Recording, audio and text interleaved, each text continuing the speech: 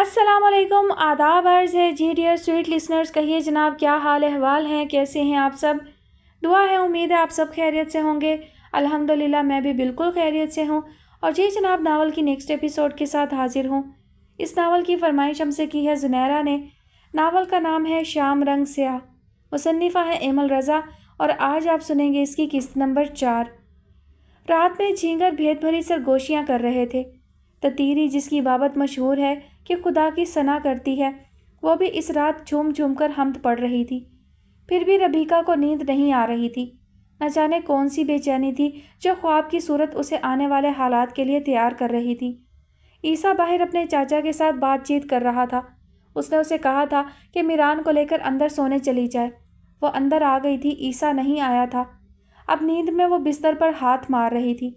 ईसा वहाँ भी नहीं था। वो ख्वाब में ही ईसा की अदम मौजूदगी से परेशान हो रही थी और ख्वाब में ही ईसा ईसा कहती उसे तलाश कर रही थी। सर्दी के बावजूद उसके माथे पर पसीना था। साथ लेटे हुए मीरान को उसने इतनी शिद्दत से खुद में लपेट रखा था कि नन्हा मीरान नींद में किसमसा रहा था। दोनों बेचैन हो रहे थे और इस बेचैनी की कोई वजह नहीं थी। बाज़ औक़ात कुदरत आने वाले वक्त के लिए इंसान को बड़े प्यार से तैयार करती है ताकि वो बुरा वक्त सह जाए, लेकिन बुरा वक्त आने पर इंसान अधमुआ हो जाता है, एक दुख की वजह से, एक कुदरत की साजिश की वजह से। ईसा ईसा, वो नींद में कह रही थी और परेशान हो रही थी। रबीका रबीका, ईसा ने उसे उजलत में उठाया था। क्या हुआ है? रबीका झटके से उठी थी। ख्वाब की तलाश पूरी हो चुकी थी। ईसा उसके सामने था, लेकिन वो अपना रंग और रूप कहाँ छोड़ आया था। उसने आगे बढ़कर ईसा का चेहरा अपने दोनों हाथों में थाम लिया। ईसा, क्या हुआ तुम्हें? तुम इस कदर परेशान? रबीका का दिल हौल कर रह गया था। मैं कहता हूँ कोई सवाल ना करो, बस जल्दी करो, देर ना करो, हमें यहाँ से फ़ौरन निकलना है। ईसा ने ऐसे लहजे और ऐसे अंदाज में कहा था कि रबीका को उसकी आवाज़ में ख़तरे की बू आई थी। वो इस अफरा तफरी में उठ तो गई थी, लेकिन अपने हवास बहाल नहीं कर पाई थी। रबीका, ईसा ने उसे झंझोड़ा था। उसने मज़ीद और कोई सवाल नहीं किया था। जल्दी से अपना सूटकेस पकड़कर उसमें थोड़ा बहुत सामान डालना शुरू कर दिया। इस सब का वक्त नहीं है, बस अपना पासपोर्ट पकड़ो और जितने भी पैसे हैं वो सब। ईसा ने रबीका के हाथ से सब छीन लिया था। खुद वो दराज में से पिस्तौल निकालने लगा था। ईसा के हाथ में पिस्तौल देखकर रबीका की जान निकल गई थी। ईसा ने उसे बुत बने देखा था और कंधे से पकड़कर एक बार फिर से झंझोड़ा था। एक भी लम्हा ज़ाया मत करो रबीका, उसने तेज़ लहजे में कहा था। रबीका ने वैसा ही किया जैसा ईसा ने कहा था। लंबी चादर ओढ़कर उसने पासपोर्ट और सोए हुए मीरान को उठाया था और ईसा की तकलीद में कमरे की खिड़की फलांग गई थी। रात के ज़र्फ़ में एक चांद था और वो चांद इतना धड़धला था कि अपनी चांदनी बस अपने पास रखना चाहता था। ईसा उसे लेकर माल्टे के बागात में से होता हुआ भागे जा रहा था। रबीका की कुछ समझ में नहीं आ रहा था, फिर भी वो समझ सकती थी कि उसका महबूब किसी ख़तरे में है। उसे खुद की तो कोई फ़िक्र ही नहीं थी, लेकिन ईसा पर एक खराश के बदले में वो अपने 1000 जन्म भी कुर्बान कर सकती थी। नींद से उठकर तेज़ भागने से उसका सांस जल्द ही फूल गया था। हवास जवाब दे रहे थे। नींद से जागकर एकदम से भागना शुरू कर देना आसान नहीं था। जो ख़तरा वो महसूस कर रही थी उसने उस पर वहशत तारी कर दी थी। रात, सन्नाटा, छींगर, ततीरी की भयानक आवाज़।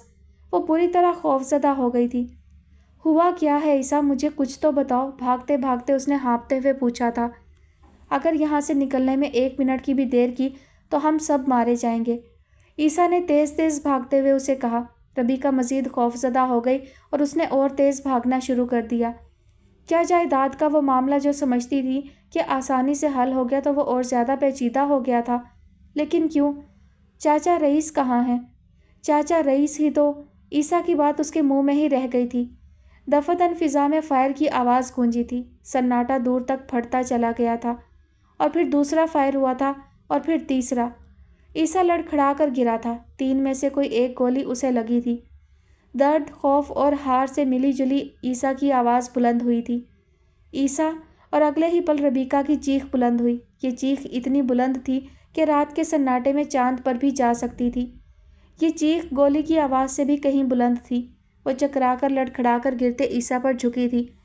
गोली ईसा के सीने पर लगी थी और उस एक गोली ने ईसा की हिम्मत छीन ली थी। वो जानता था कि अब उसके पास चंद ही लम्हे बचे हैं। लम्हे भर में उसका लिबास खून से रंग गया था। بے مہر چاند آشکار ہو چکا تھا، جو تب ان کی مدد نہیں کر رہا تھا اب زخموں کو کھول کر دکھانے لگا تھا۔ ربیکا کا اندر باہر آنسوؤں سے بھیگ گیا تھا۔ میری پیاری ربیکا، وہ آہوں میں بولا تھا۔ عیسیٰ، ربیکا نے وہاں بیٹھ کر رونا شروع کر دیا تھا۔ میران کو ٹھنڈے گھاس پر لٹا کر دونوں ہاتھوں سے عیسیٰ کا چہرہ اپنے ہاتھوں میں تھام لیا تھا۔ عیسیٰ نے بھی اس کے ہاتھ تھام لیے تھے۔ وہ لوگ قریب آ رہے ہیں ربیکا، میران کو لے کر یہاں سے جاؤ، نہر کو پار کر کے ڈولی کی رسی کاٹ دینا۔ میں نہیں جاؤں گی، ربیکا نے بری طرح سے انکار میں سر ہلایا۔ وہ بے بسی سے رونے لگی تھی۔ میران کو لے جاؤ یہاں سے، ہمارے بچے کے لیے۔ عیسیٰ جانتا تھا کہ ربیکا کو خدا کے علاوہ کوئی طاقت یہاں سے نہیں ہلا سکتی، اس لیے اس نے میران کا واسطہ دیا تھا۔ نہیں، ہرگز نہیں، تمہیں چھوڑ کر نہیں جاؤں گی، چاہے وہ مجھے قتل کر دیں۔ اس کے آنسو عیسیٰ کا چہرہ بھگونے لگے تھے۔ ربیکا، عیسیٰ نے ہولے سے اس کا نام لیا تھا۔ ربیکا تڑپ سی گئی۔ میں آؤں گا، لیکن ابھی یہاں سے جاؤ، عیسیٰ نے کہا اور ایسے کہا کہ وہ رونے لگی۔ عیسیٰ، میں کیسے جاؤں؟ ہمارے بچے کے لیے جاؤ ربیکا، عیسیٰ نے کہا تھا، اور یہ دیکھ کر کہ ربیکا کچھ نرم ہوئی ہے، اپنے ہاتھوں کی ہمت جمع کر کے اس کا چہرہ اپنے چہرے کے قریب کیا تھا۔ مجھے بوسہ دو ربیکا، عیسیٰ نے کہا تھا۔ ہوا جامد ہو گئی تھی، قسم کے پھول جلنے لگے، تیز کثیف ناگوار بو چاروں طرف چھا گئی۔ ربیکا کی جان نکل کر اس کے پیر کے انگوٹھے تک آ گئی تھی۔ میں مر جاؤں گی عیسیٰ، اس سے الگ ہوتے ہوئے وہ بولی۔ وعدہ کرتا ہوں میں آؤں گا کسی بھی روپ میں، خدا اتنا ناانصاف نہیں ہو سکتا۔ وہ آسمان کو دیکھتے ہوئے بولا۔ عیسیٰ، جاؤ، وہ لوگ قریب آ رہے ہیں، میں ان کو روکتا ہوں، نہر پار کر جاؤ، رسی کاٹ دینا۔ عیسیٰ نے اسے ایک چاقو پکڑایا تھا۔ ربیکا اٹھ کھڑی ہوئی تھی، لیکن ابھی بھی جانے کے لیے تیار نہیں تھی۔ ربیکا، سانسوں کی سرگم میں آواز برآمد ہوئی تھی۔ میں آؤں گا، وعدہ کرتا ہوں، اب جاؤ، عیسیٰ نے پیار سے کہا تھا۔ ربیکا نے روتے ہوئے نہر پار کی تھی اور رسی کو چاقو سے کاٹ دیا۔ ڈولی جھولتی ہوئی نیچے گر گئی تھی۔ لمحے کی دیر ہوئی، وہ لوگ قریب تھے اور اب فائرنگ کر رہے تھے۔ وہ نہیں جانتی تھی کہ فائر کون کر رہا تھا، عیسیٰ پر مزید گولیاں چلائی جا رہی تھیں یا عیسیٰ ان لوگوں پر فائر کر رہا تھا۔ رات میں جھینگروں کی آوازیں گونجنے لگی تھیں۔ تتیری، جس کی بابت مشہور ہے کہ خدا کی ثنا کرتی ہے، وہ بھی اس رات جیسے آہو پکار کرنے بیٹھ گئی تھی۔ روتے روتے ربیکا بڑی سڑک پر آ گئی۔ لمبی سڑک کہاں کو جا رہی تھی اور ربیکا کو کدھر جانا تھا، دونوں ہی جیسے اس بات سے انجان تھے۔ رات کا اندھیرا صبح میں بدل رہا تھا جب اسے ایک ٹرک کی مدد ملی۔ ایک لمبا سفر کر کے وہ بڑے شہر جا کر امریکن ایمبیسی گئی۔ اس کے محبوب کی جان کو خطرہ تھا، اسے ایک لمحہ کی بھی دیر نہیں کرنی تھی۔ کیا اب جلدی کا کوئی فائدہ تھا؟ نہیں، وہ اس رخ پر تو سوچنا ہی نہیں چاہتی تھی۔ اگلے پورے 1 ماہ تک عیسیٰ کو تلاش کیا جاتا رہا، لیکن عیسیٰ کا کچھ پتہ نہیں چل سکا تھا۔ نہ اس کی لاش مل سکی تھی اور نہ ہی وہ خود۔ جس حویلی میں ان تینوں نے کم از کم 20 روز قیام کیا تھا، اس کے در و دیوار کے علاوہ ایک ایک چیز بدل گئی تھی، حتیٰ کہ مکین بھی۔ اب جو خاندان وہاں رہائش پذیر تھا، نہ ربیکا انہیں جانتی تھی اور نہ وہ ربیکا کو۔ یہاں کوئی اور خاندان آباد تھا، رئیس کا خاندان۔ وہ چلا چلا کر ادموئی ہو گئی تھی۔ سارے گاؤں کی گواہی نے اسے جھوٹا قرار دے دیا تھا جب انہوں نے کہا تھا کہ اس حویلی میں یہی خاندان پچھلے 30 برسوں سے رہائش پذیر ہے اور تمام مالٹے کے باغات اسی خاندان کے ہیں۔ ربیکا دھک سے رہ گئی تھی۔ وہ جانتی تھی اس کی دنیا کو لوٹ لیا گیا ہے، بہت ہی بے دردی کے ساتھ اور بہت ہی چالاکی سے۔ عیسیٰ کے خاندان کا ملنا تو دور کی بات، وہاں کسی ایک شناسا بندے کو بھی نہیں دیکھ پائی تھی۔ پولیس کو بھی سمجھ نہیں آ رہا تھا کہ وہ گاؤں والوں کا یقین کریں یا ربیکا کا، جو عیسیٰ کی تلاش، اس کی ممکنہ جدائی کے خدشے سے لرزاں دیوانی نظر آتی۔ واپس چلی جاؤ یہاں سے۔ ایک دن اس کی کار کے دروازے پر کسی فقیر نے دھپ سے ہاتھ رکھ کر اس کے کان کے پاس آ کر سرگوشی کی تھی۔ ربیکا چونکی۔ وہ تمہیں اس کے روپ میں مل تو گیا ہے، اسی پر قانع ہو جاؤ۔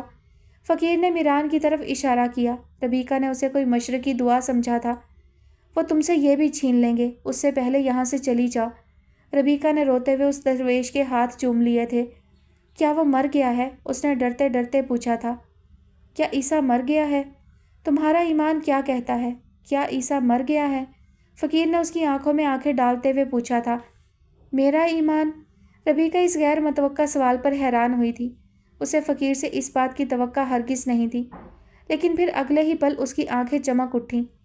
میرا ایمان تو نہیں، لیکن عیسیٰ کا ایمان کہتا ہے کہ عیسیٰ نے ابھی واپس آنا ہے۔ تو پھر جاؤ اور جا کر انتظار کرو۔ और अगले दिन रबीका अमेरिका वापस आ गई। चूने और मिट्टी में दो कदरें मुश्तरक हैं, कोरापन और खोखलापन, और जिसमें ये दोनों वस्फ होते हैं वो बेक वक्त शर भी होता है और खैर भी, मुकद्दस भी, नापाक भी, पाकीज़ा भी और गलीज़ भी। कोरे पर जो भी लिखा जाए वो वैसी ही तकदीर पा लेता है। बिस्मिल्लाह लिख दी जाए तो मुकद्दस हो जाता है, कुफर लिख दिया जाए तो नापाक। खोखले को जिस चीज़ से भी भर दें वो भी वैसा ही बन जाता है। इतर भर दो तो ताकचों में सजा दिया जाता है, पीकदान बना दो तो गलीज़ हो जाता है। मिट्टी में जो बीज डाला जाए वो उसी की फसल उगाती है, चूने में जो रंग डाला जाए वो उसके रंग में रंग जाता है। दोनों ही एहतजाज नहीं करते, दोनों ही जैसे इंसान की खिदमत के लिए बने हुए हैं। आप इन्हें जैसा चाहते हैं ये वैसे ही बन जाते हैं।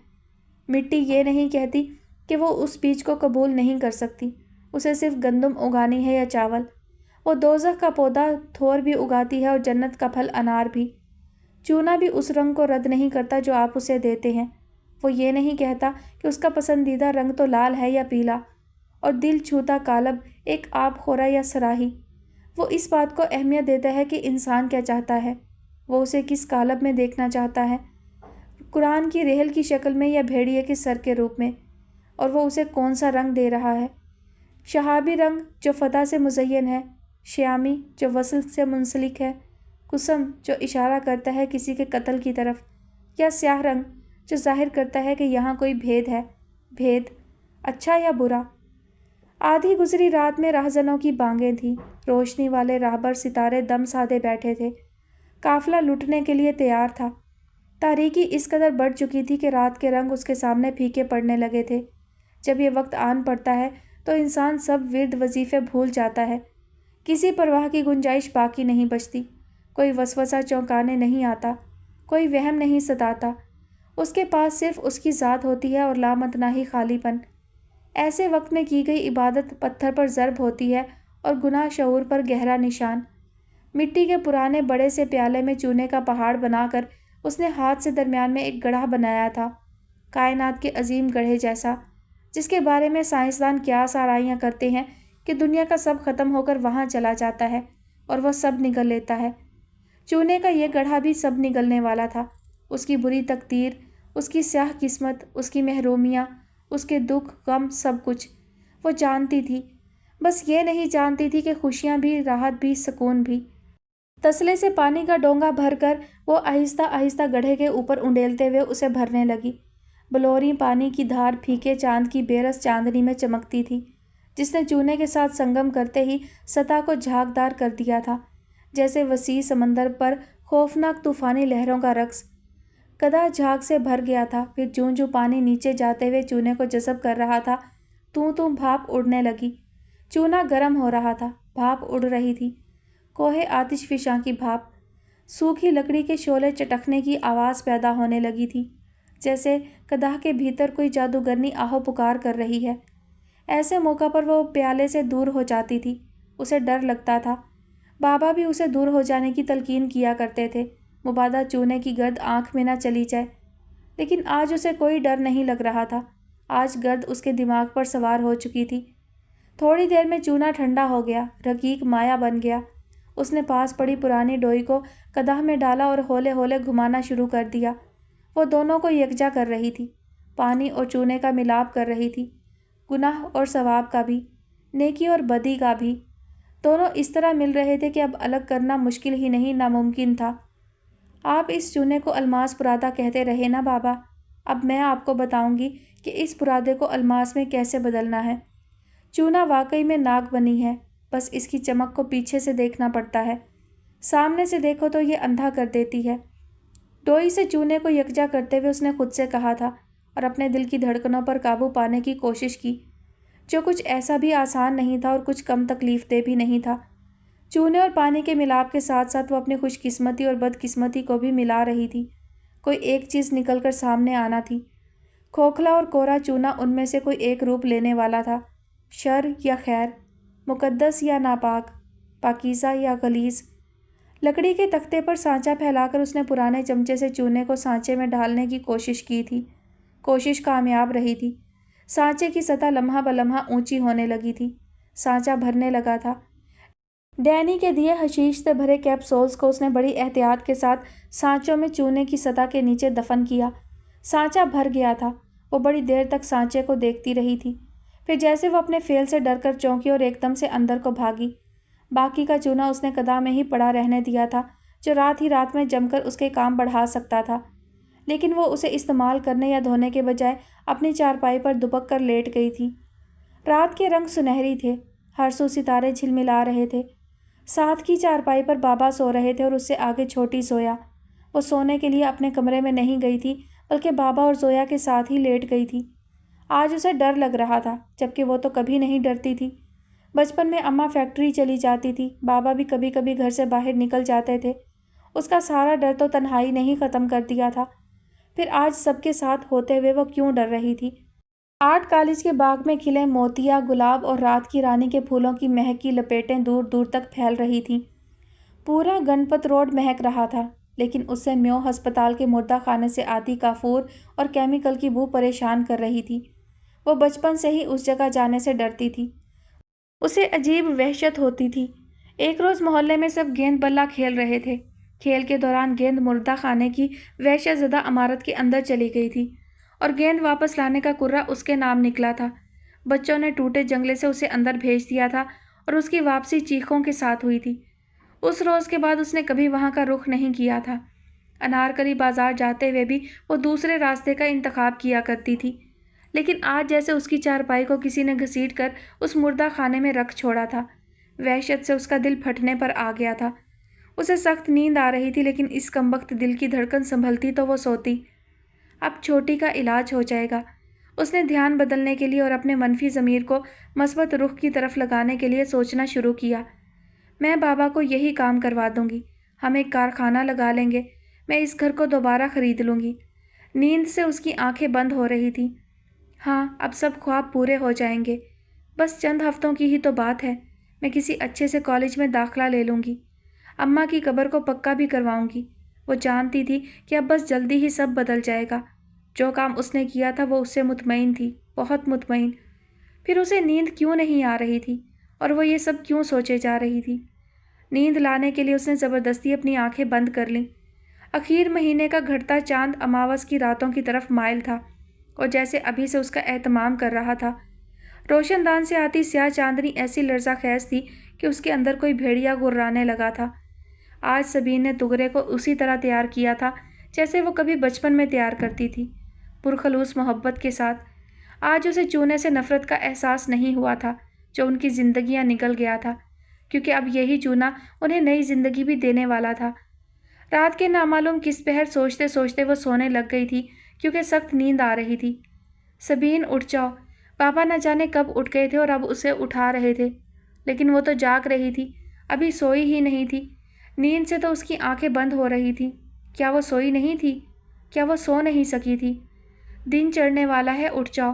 पापा ने नमाज के लिए वज़ू करते हुए फिर से सदा लगाई थी और सारी रात की जागती हुई सबीन एक बार फिर से उठ गई थी। तुम्हारा ईमान क्या कहता है? क्या ईसा मर गया है?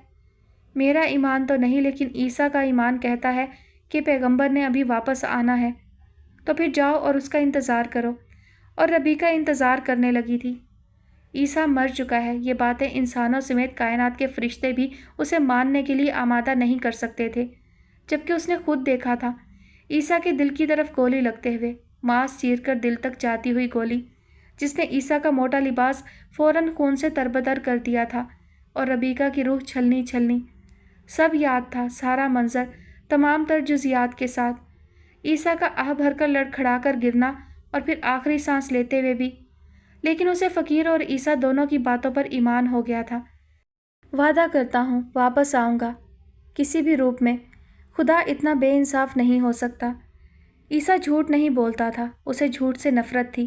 वो जानती थी कि वो उससे झूठा वादा नहीं कर सकता था। वो आएगा, ज़रूर आएगा। वो हर आस, हर आहट पर ईसा की आमद की मुंतज़िर थी। वो उस बोसे के दिल फरेब एहसास से फिर गुजरना चाहती थी जो उन्हें अलविदाई मुलाकात पर दिया गया था।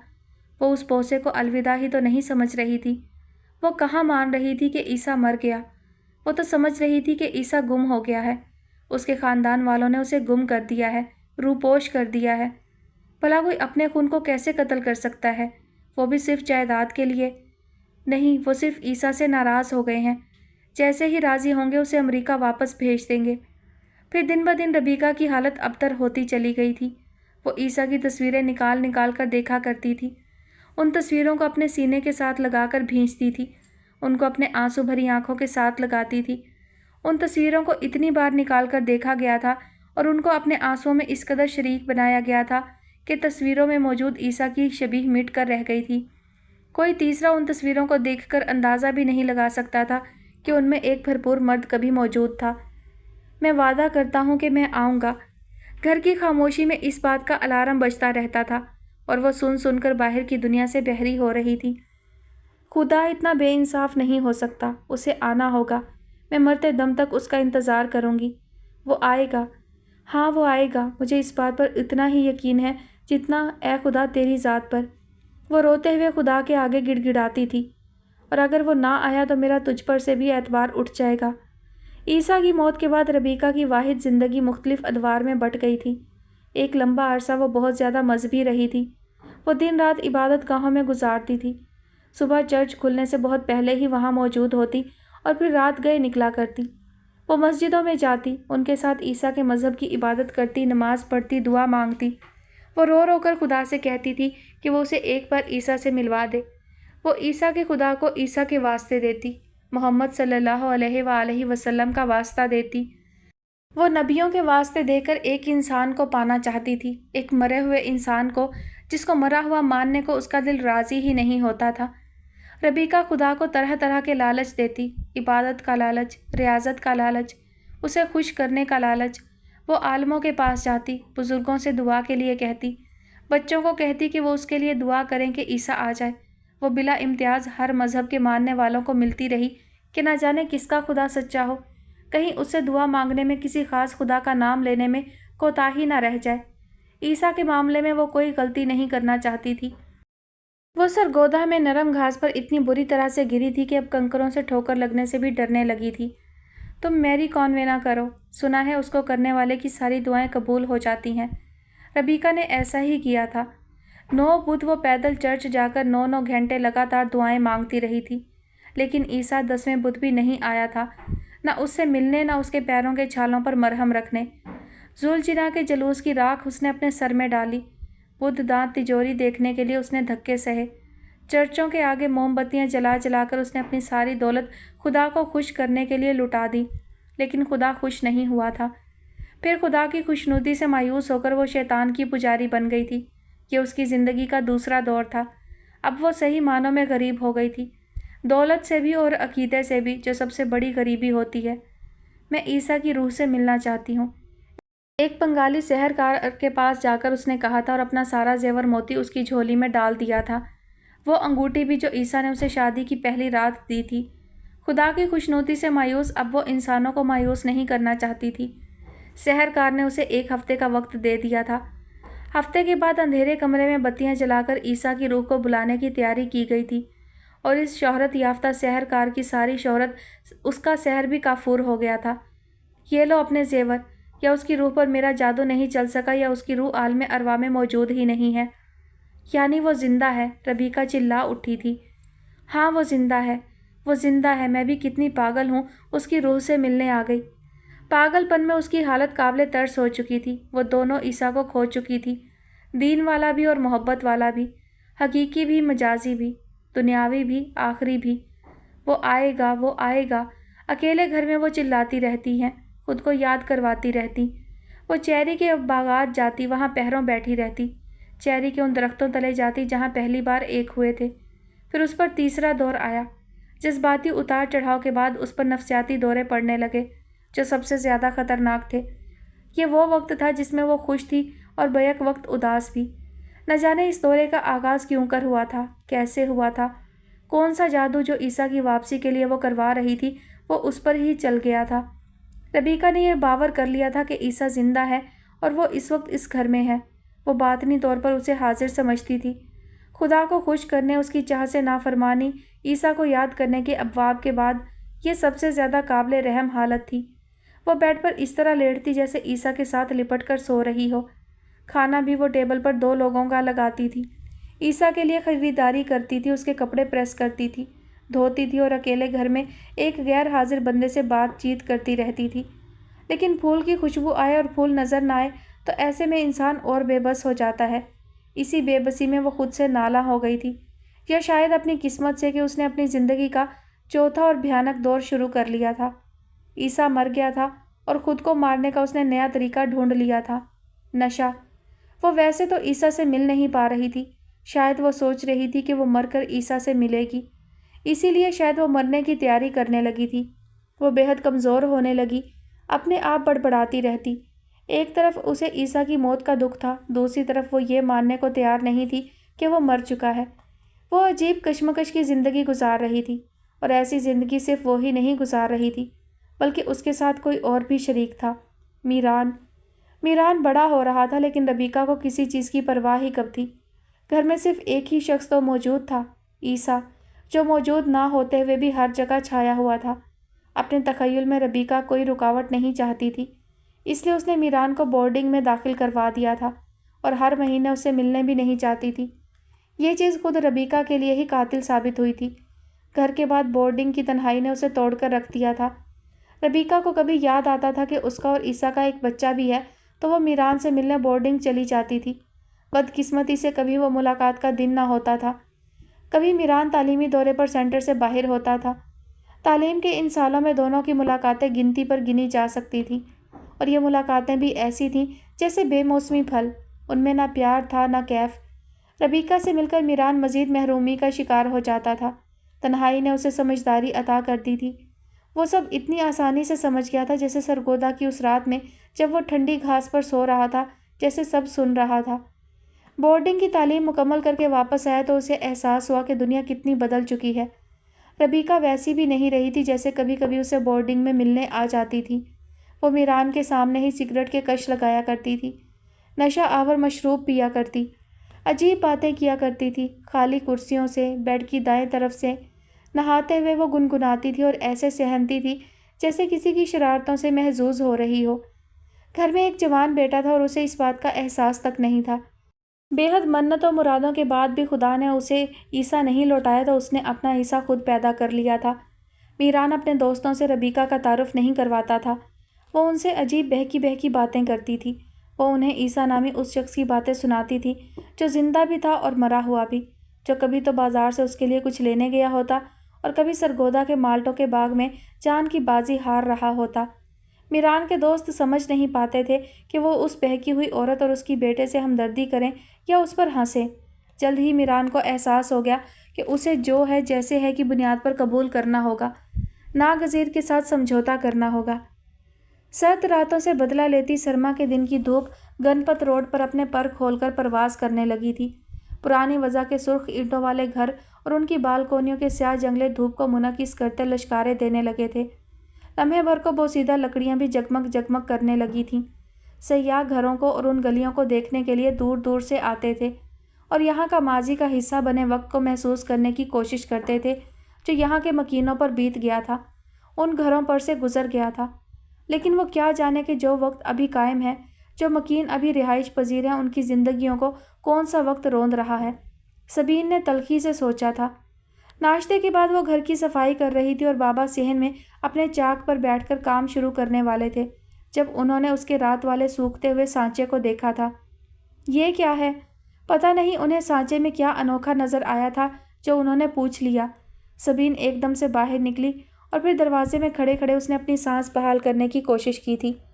ماڈل ہے اور کیا ہے، وہ لاپرواہی ظاہر کرتے ہوئے کہنے لگی۔ یہ ٹھیک سے نہیں بھرا گیا، مجھے بہت سی جگہوں پر ابھار دکھ رہا ہے، کہیں نیچے بلبلا نہ ہو، ٹھہرو میں دیکھتا ہوں۔ بابا کہہ کر چھوٹی چھلنی سے اس کا معائنہ کرنے لگے تھے جب اس نے تیزی سے آگے بڑھ کر بابا کے ہاتھ سے ماڈل پکڑ لیا تھا۔ رہنے دے، کوئی ضرورت نہیں ہے اتنا ہلکان ہونے کی، ٹھیک ہے۔ اس نے نارمل نظر آنے کی ساری کوششیں کر لی تھیں۔ بابا نے حیرت سے اسے دیکھا تھا۔ اب اسے کہاں لے کر جا رہی ہو؟ بابا نے پوچھا تو وہ گھبرا گئی۔ وہ چھت پر رکھ دیتی ہوں، جلدی سوکھ جائے گا، اس نے کہہ کر سانچے کو دیوار پر رکھ دیا۔ اتنی جلدی کس بات کی ہے؟ میں فرش دھونے لگی ہوں، یہ پھر سے گیلا نہ ہو جائے، اس نے کسی طور بابا کی تسلی کی تھی۔ اس کا آج رویہ نیا تھا۔ सिर्फ एक क्यों बनाया है? जब बनाने बैठी थी तो एक के साथ काफ़ी सारे बना लेने थे। चूने की बोरी अंदर थी, बाहर जो था मैंने उससे ही बना लिया। लेकिन ये गधा तो भरा हुआ है अमीज़े से। हाँ, मैं थक गई थी।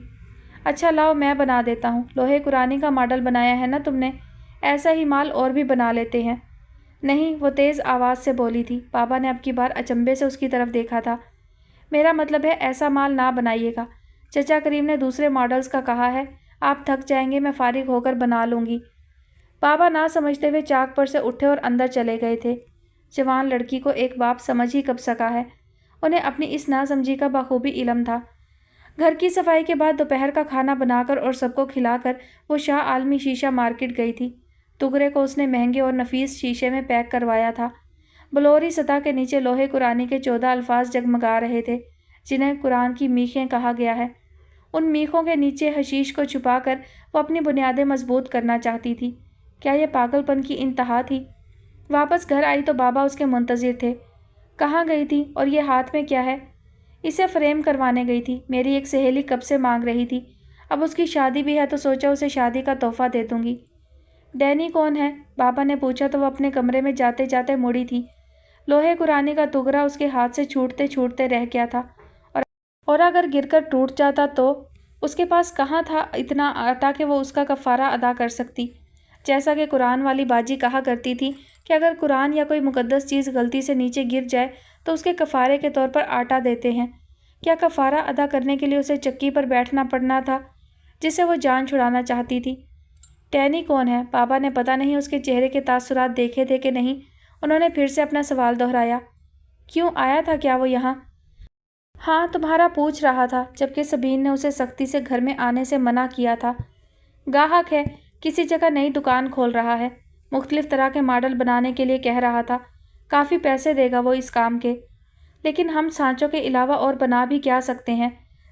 ज़्यादा पैसे तो नई तर्ज के माल के ही मिल रहे हैं आजकल। बाबा अफसुर्दगी से बोले। वो अपने सांचे देगा, उसने कहा है। फिर तो ठीक है, तुम मुझे बता देना, मैं बना दूंगा। जी। कमरे में आकर उसने सांस बहाल किया और अलमारी में कपड़ों की तह तले दबे उस मोबाइल को निकालकर डैनी को कॉल की, जो डैनी ने उसे एक हफ्ता पहले दिया था और जिसे सबीन ने खुद से भी छुपा कर रखा हुआ था। परसों दिन 12 बजे की फ़्लाइट है तुम्हारी न्यूयॉर्क की, तैयार रहना।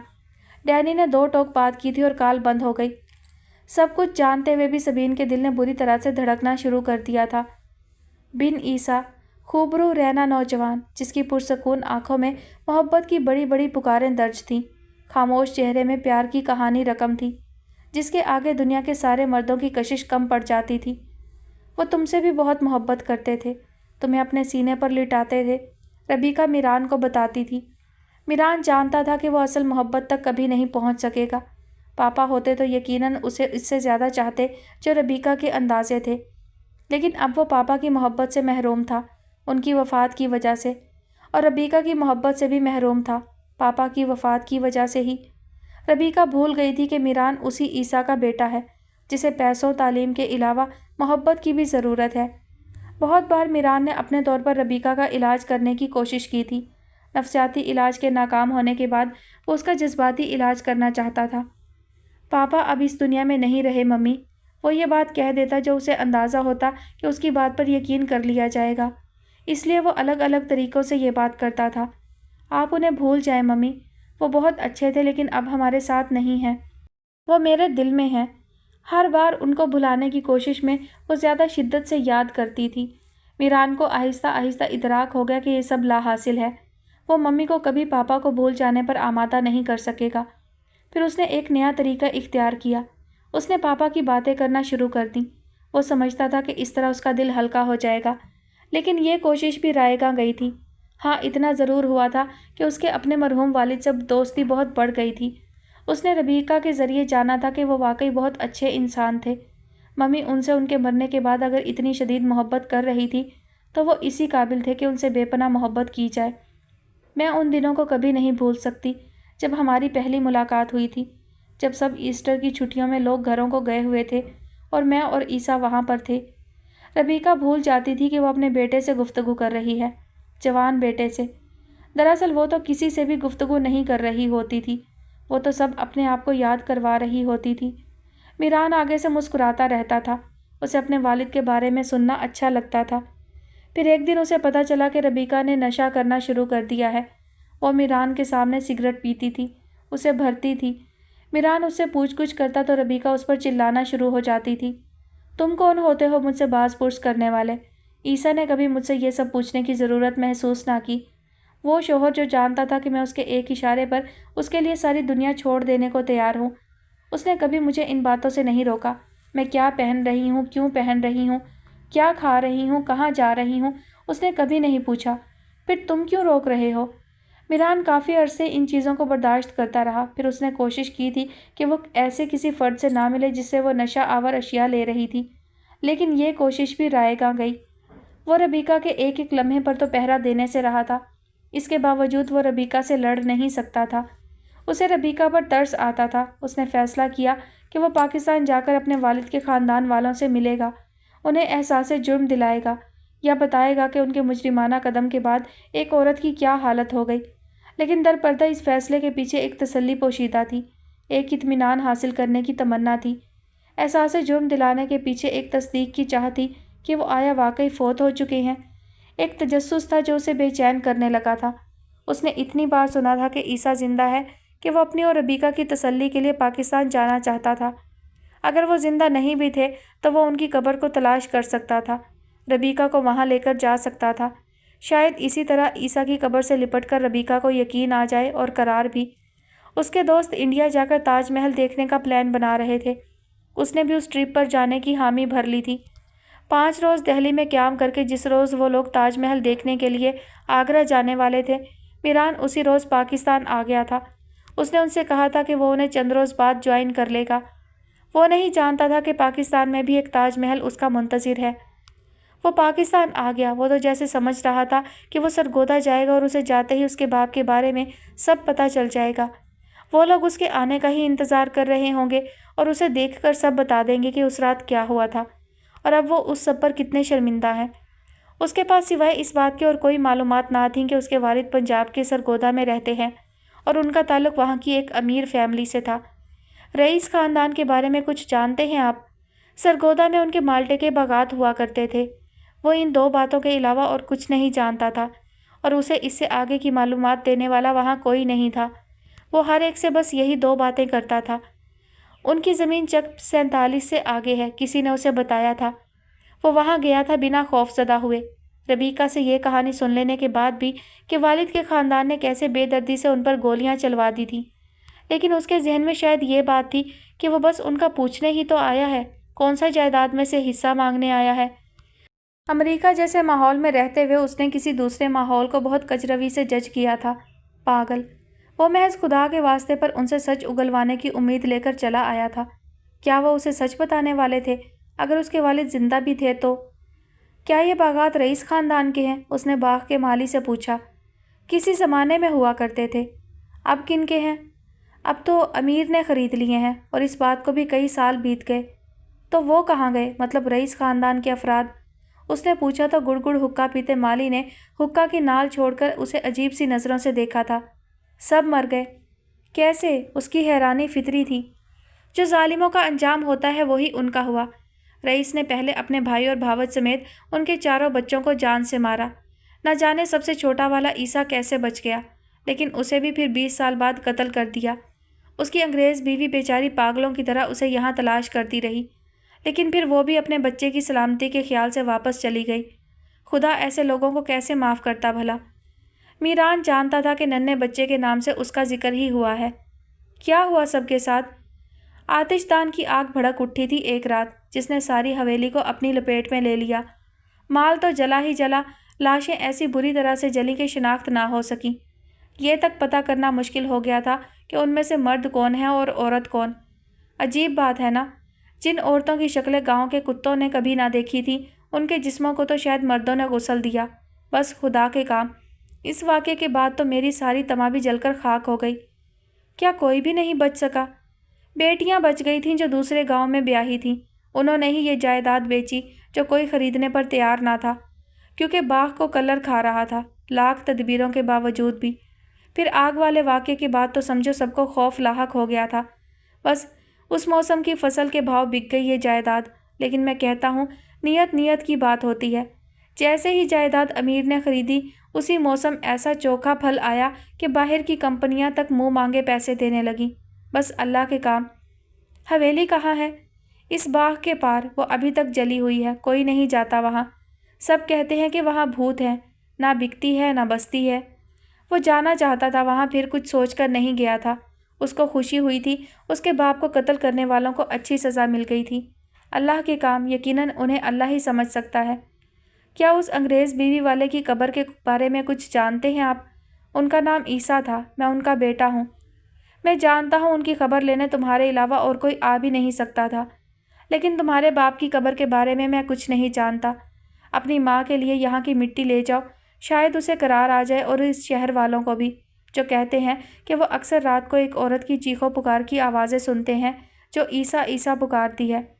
میران نے ایسا ہی کیا تھا۔ اس نے وہاں کے باغات کی بہت سی مٹی اکٹھی کر کے اپنے بیگ میں رکھ لی تھی۔ ربیکہ کے لیے یہ مٹی اور ساری خبریں یقیناً بہت خوشگوار ثابت ہونے والی تھیں۔ اس کا یہاں آنا فائدہ مند ثابت ہوا تھا۔ اسے عیسیٰ کا تو پتہ نہیں چلا تھا، لیکن عیسیٰ کے مجرموں کے انجام کی خبر ضرور ہو گئی تھی۔ اب جب وہ ربیکہ کو جا کر بتائے گا کہ ان کے قاتلوں کو خدا نے کیا سزا دی ہے تو وہ خود ہی ٹھیک ہو جائے گی۔ سرگودا سے وہ خوشی خوشی واپس لاہور آیا تھا۔ انڈیا کے لیے اس کی واپسی کی فلائٹ میں ابھی 6 گھنٹے باقی تھے جب وہ لاہور گھومتے گھومتے ایک لڑکی سے ٹکرا گیا تھا، سبین سے۔ اس نے اس کے تاج محل کے ماڈل توڑ دیے تھے اور اپنا دل اس کے ساتھ جوڑ لیا تھا۔ وہ کہاں جانتا تھا کہ وہ بھولی لڑکی اس کی یادیں اپنے دل میں بسا لے گی، اور اس ملاقات کی یادیں خود اس کے اپنے دل میں بھی بس جائیں گی۔ وہ یہ بھی تو نہیں جانتا تھا۔ 1-2 دن سے بابا بڑی خاموشی کے ساتھ سبین کی تیاری دیکھ رہے تھے۔ وہ بیگ تیار کر رہی تھی، کپڑے دھو کر استری کر کے اس میں رکھ رہی تھی۔ کچھ 1-2 نئے سستے جوڑے بھی خرید کر لائی تھی، کچھ پرانے لنڈے کے جوتے اور دوسری ہی ایسی بہت سی چیزیں بھی۔ یہ ایک مختلف طرح کی تیاری تھی۔ وہ سب دیکھ رہے تھے، لیکن ان کی ہمت نہیں ہو رہی تھی کہ وہ اس سے کچھ پوچھ سکتے۔ طلاق کے بعد وہ کسی حد تک خود مختار ہو گئی تھی۔ کہاں جا رہی تھی، کہاں سے آ رہی تھی، نہ وہ بابا کو بتاتی تھی اور نہ ہی بابا پوچھتے تھے۔ شیر کو علم ہو چکا تھا کہ اب اس سے اس کا علاقہ چھین لیا گیا ہے، وہ بوڑھا ہو رہا ہے، اور اسے زبردستی یا خوشی سے نئے شیر کو جگہ دینی ہے۔ وہ صبر سے اسے دیکھتے رہے۔ وہ اپنی مرضی سے بازار آتی جاتی تھی، اپنی مرضی سے چچا کریم کو مال دینے جاتی تھی۔ نہیں دل کرتا تھا تو مال اتنا اکٹھا ہو جاتا تھا کہ گھر ہی گودام لگنے لگتا۔ بابا کہتے رہتے تھے کہ وہ جا کر مال دے بھی آئے۔ دے آؤں گی، وہ لاپرواہی سے کہتی، اور تب تک نہیں جاتی تھی جب تک گھر میں سب ختم نہ ہو جاتا تھا۔ وہ فاقوں پر نہ آ جاتے تھے۔ اب وہ بیگ تیار کر رہی تھی۔ بابا الجھن کا شکار تھے۔ وہ کہاں جانے والی تھی، وہ کیا کرنے والی تھی؟ بابا کو اندازہ ہوتا تو وہ اسے جان سے مار دینا پسند کرتے بنسبت گھر سے باہر قدم نکالنے کے۔ میں جا رہی ہوں۔ اس سے پہلے کہ بابا اس سے کچھ پوچھتے اس نے خود ہی انہیں بتا دیا تھا۔ بتانا ضروری بھی تھا، یہ جواب تو اسے دینا ہی تھا، سوال کے بدلے یا بنا سوال کے۔ کہاں؟ بابا نے کنکھیوں سے اس کی طرف دیکھتے ہوئے پوچھا۔ یہ بات تو وہ بھی جانتے تھے کہ وہ جا رہی ہے، لیکن کہاں؟ بس یہی نہیں جانتے تھے۔ کراچی۔ اس کا لہجہ سپاٹ تھا۔ لفظ اس طرح ادا ہوئے تھے کہ مجھ سے کچھ اور نہ پوچھیے گا، میں جواب دینے کے موڈ میں نہیں ہوں۔ کیوں؟ مختصر جواب پر مختصر سوال۔ میں یہ کام سیکھنے جا رہی ہوں۔ وہاں ایک 15 روزہ ورکشاپ کا آغاز ہو رہا ہے۔ یہاں لاہور میں بھی ان کا کیمپ لگا تھا۔ میں نے ٹیسٹ دیا تھا اور انہوں نے مجھے پاس کر دیا تھا۔ پھر میں نے داخلے کا فارم فل کر کے جمع کروا دیا۔ انہوں نے مجھے بلایا ہے۔ وہ بڑے طریقے اور دھڑلے سے جھوٹ پر جھوٹ بولتی رہی۔ کس لیے اتنی کوشش کر رہی ہو تم؟ ہم سب کے لیے۔ میں تمہارے لیے رشتہ دیکھ رہا ہوں، جلد ہی تمہاری شادی ہو جائے گی۔ بابا یہ بات کہنا چاہ رہے تھے اور کہہ نہیں پا رہے تھے۔ یہ بات کہتے انہیں سبین کے متوقع رویے سے خوف محسوس ہونے لگا تھا۔ تمہاری شادی؟ ہمت کر کے وہ بس اتنا ہی کہہ سکے۔ لمحے بھر میں ہی سبین کی آنکھوں نے چنگاری پکڑ لی تھی۔ شادی کے نام پر ہی وہ بھڑک اٹھی تھی۔ آپ کو اب یہ حق حاصل نہیں ہے۔ میں نے ایک بار آپ کی مرضی سے رشید کو قبول کیا تھا، دوبارہ غلطی نہیں کروں گی، چاہے آپ میرے لیے کسی شہزادے کو ہی کیوں نہ تلاش کر رہے ہوں۔ بابا نے اس کی بات پر غصہ نہیں کیا تھا۔ جب تم ہمیں یہ حق نہیں دیتی کہ ہم تمہارے لیے کچھ بہتر سوچتے تو تمہیں بھی یہ حق نہیں ہے کہ تم ہمارے لیے کچھ سوچو۔ مت جاؤ کہیں بھی، ہمارے لیے مت ہلکان کرو خود کو۔ میں 2 وقت کی روٹی جتنا کام تو کر ہی سکتا ہوں۔ بابا کی بات نے اسے لاجواب کر دیا تھا۔ بہتر سوچ، اس نے طنز سے بابا کے الفاظ دہرائے تھے۔ یہی تو فرق ہے آپ میں اور مجھ میں۔ آپ جسے ہمارے لیے بہتر سمجھتے رہے اس نے ہماری زندگی تباہ کر دی۔ بے شک میرے پاس آپ جیسا فن نہیں ہے، نہ چونے کا اور نہ ہی آنکھیں بند کر لینے کا، لیکن اب جو میں بہتر کرنے جا رہی ہوں وہ واقعی میں ہماری زندگیوں کو بہتر کر دے گا۔ مجھے زویا کا علاج کروانا ہے، اس گھر کو پھر سے خریدنا ہے۔ میں آپ کی طرح کوئی شاہکار تو نہیں بنانا چاہتی، لیکن بے مول مرنا بھی نہیں چاہتی۔ نخوت سے وہ اپنی ہی روانی میں بولتی چلی گئی۔ اس کے لہجے اور بات نے ایک طرح سے بابا پر چوٹ کی تھی کہ اسے بابا کی غلطیوں کا ازالہ کرنا ہے۔ بابا نے دکھ سے اس کی طرف دیکھا، ایک لمحے کو وہ بھی افسردہ ہو گئی تھی۔ اس کا یہ مطلب ہرگز نہیں تھا جو اخذ کر لیا گیا تھا۔ کہاں رہو گی کراچی میں؟ بابا نے پوچھا تو اس نے سکھ کا سانس لیا، مطلب مسئلہ حل ہو گیا تھا۔ ہاسٹل کا بندوبست ہو گیا ہے، 15 دن کی کلاس ہے، مجھے وقفے وقفے سے 15 دن کے لیے جانا پڑے گا۔ جلد ہی میں یہ کام سیکھ لوں گی، پھر ہم کارخانہ لگا لیں گے۔ آپ کو کام کرنے کی ضرورت نہیں رہے گی، ہم ورکر رکھ لیں گے جیسا دوسرے لوگ کرتے ہیں۔ گولڈن پتی، افشاں، رنگ سب کا کام کریں گے۔ میں آپ کے فن کو بہت اوپر لے جاؤں گی۔ چاچا کریم سے میں نے سب پوچھ لیا ہے، انہوں نے مجھے بہت اچھے سے اس کام کی باریکیاں بتائی ہیں۔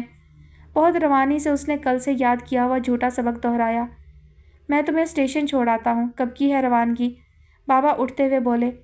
اس کی ضرورت نہیں، لاہور سے کافی لڑکیاں جا رہی ہیں۔ چونے کا کام سیکھنے؟ بابا حیران ہوئے تھے۔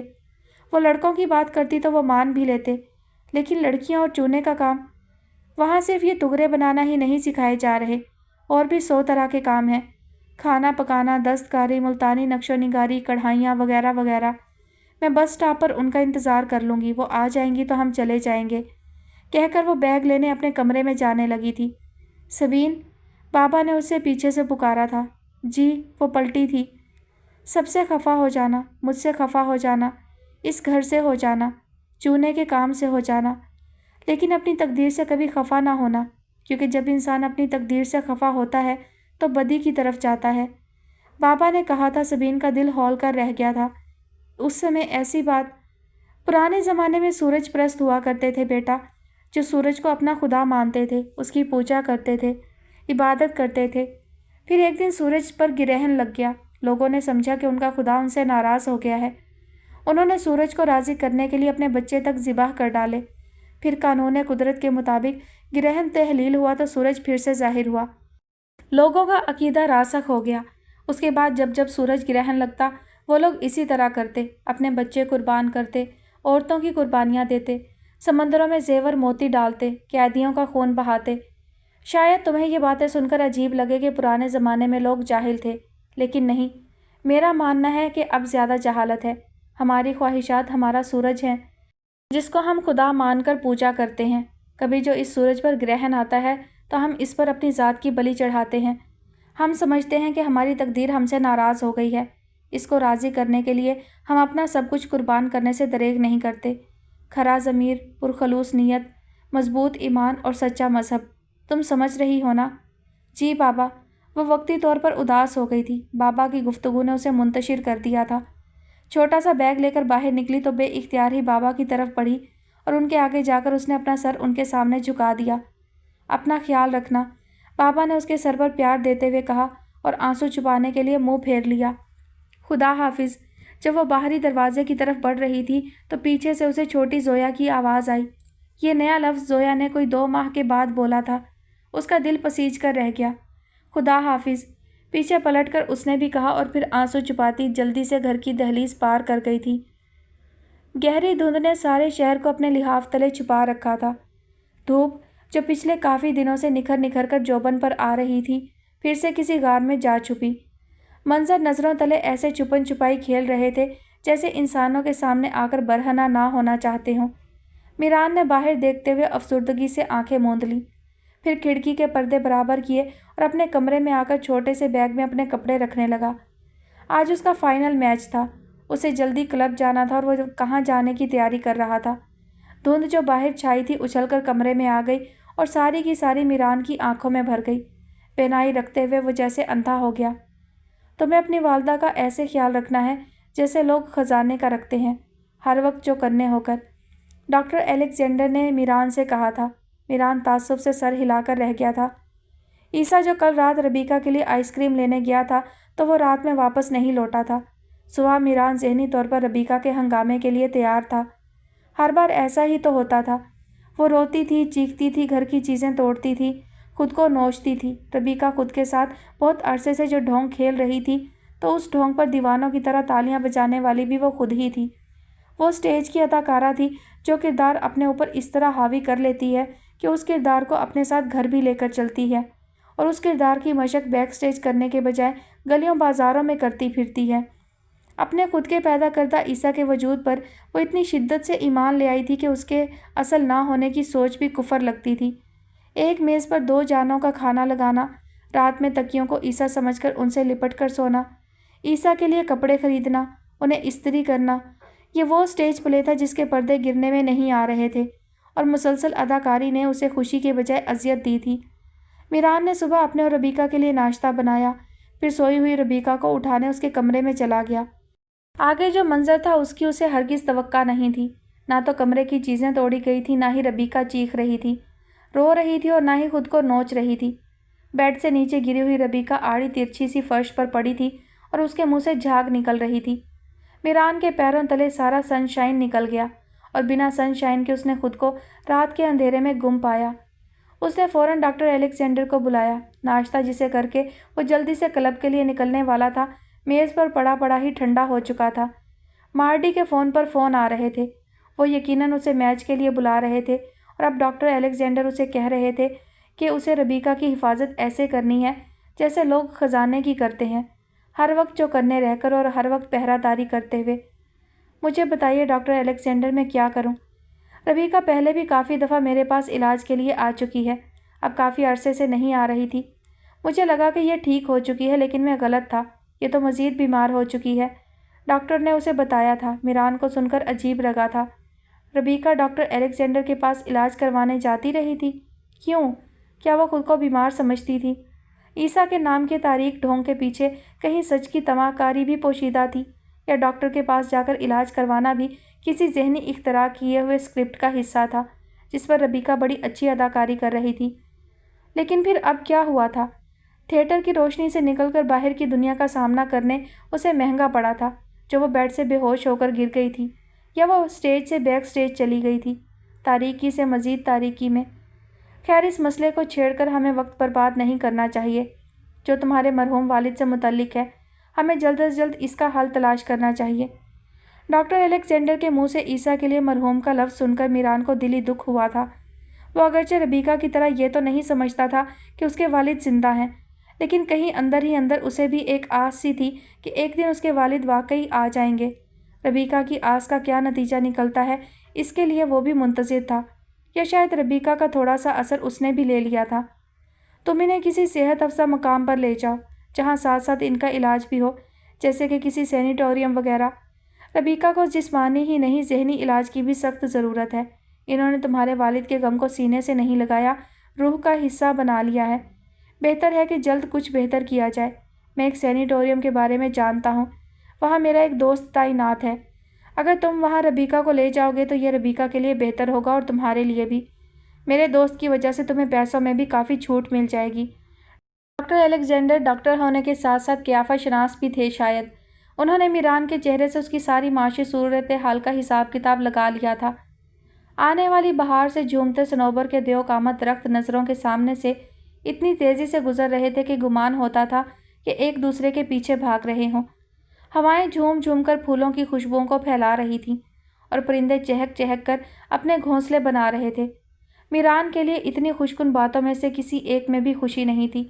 یہ ڈاکٹر الیگزینڈر کی ہی ہدایت تھی کہ وہ ربیکہ کو سینیٹوریم لے کر جا رہا تھا۔ ڈاکٹر کی ہدایت کے مطابق ہی ایسا اس کی بے ہوشی میں ہوا تھا، کیونکہ وہ ہوش مندی میں اس جگہ کو نہیں چھوڑ سکتی تھی جہاں اس کے ساتھ ہر وقت عیسیٰ موجود ہوتا تھا۔ ایک ایسی جگہ پر جانے کا تو وہ سوچ بھی نہیں سکتی تھی جہاں عیسیٰ کو نہ پتہ ہو اور وہ خود بھی وہاں اپنا تخیلاتی عیسیٰ پیدا کرنے سے قاصر ہو۔ فارم فل کر کے وہ ربیکہ کے پاس آیا تھا۔ یہ الوداعی ملاقات تھی۔ سینیٹوریم میں کم از کم ربیکہ کو 6 ماہ رہنا تھا، اور یہ مدت مکمل صحت مندی تک بڑھ کر 1 سال سے 2 سال تک بھی ہو سکتی تھی۔ پیسوں کا انتظام بہت مشکل سے ہوا تھا، لیکن اسے یہ سب کرنا تھا اپنے لیے، ربیکہ کے لیے۔ آپ کو پتہ ہے نا کہ میں آپ کو یہاں کیوں لایا ہوں؟ میں جانتی ہوں میرے علاج سے بہتر تھا کہ تم عیسیٰ کو کہیں سے ڈھونڈ لاتے۔ اس کی آنکھیں بنجر تھیں۔